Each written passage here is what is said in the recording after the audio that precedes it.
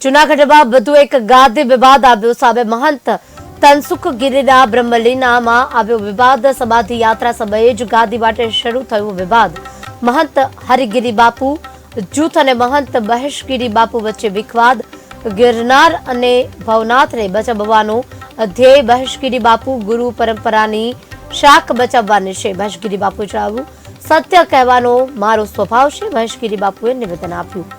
મહેશગીરી બાપુને લઈને નિવેદન સામે આવ્યું છે, જેમાં જૂથ અને મહંત મહેશગીરી વચ્ચે વિખવાદ થયો છે। ગિરનાર અને ભવનાથ ને બચાવવાનો ધ્યેય મહેશગીરી બાપુએ જણાવ્યું, જેમાં ગુરુ પરંપરાની શાખ બચાવવાની છે। મહેશગીરી બાપુએ કહ્યું, સત્ય કહેવાનો મારો સ્વભાવ છે।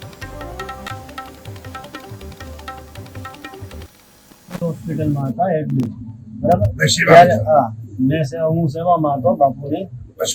રાતના 11 વાગે અમે સુઈ ગયા હતા ઉપર રૂમમાં, ને બાપુ આઈસીયુ રૂમમાં હતા। આઈસીયુ રૂમમાં કોઈ જવા દે નહીં, બરાબર?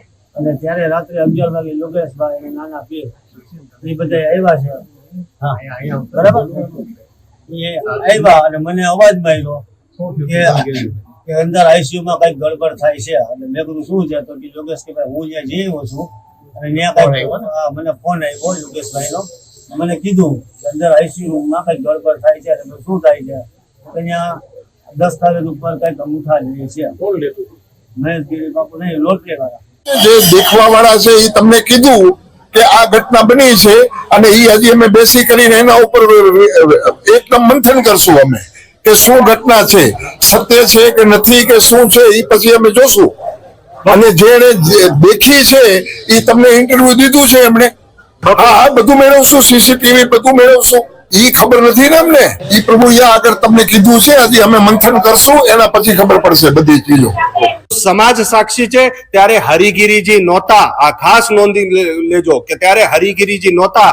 જ્યારે મેં દીક્ષા લીધી હતી ત્યારે તનસુખગીરી બાપુ અને બીજા અમારા 4 પંચગુરુ, એમાંથી તનસુખગીરી બાપુએ મારી ચોટી કાપી, એ બીજા ગુરુએ મને ભભૂત આપી, લંગોટ આપીને આ બધી દીક્ષા અમારી થયા પછી તનસુખગીરી બાપુએ દીક્ષા આપ્યા પછી મને સુખડ ગાદીએ સોંપવામાં આવ્યો અને પછી અમૃતગીરીજી મહારાજનું નામ લાગવામાં આવ્યું। હવે બીજી વાત આ રહી કે મહેશગીરી બાપુએ ત્યાં સહી સિક્કા કરાયો કે નહીં।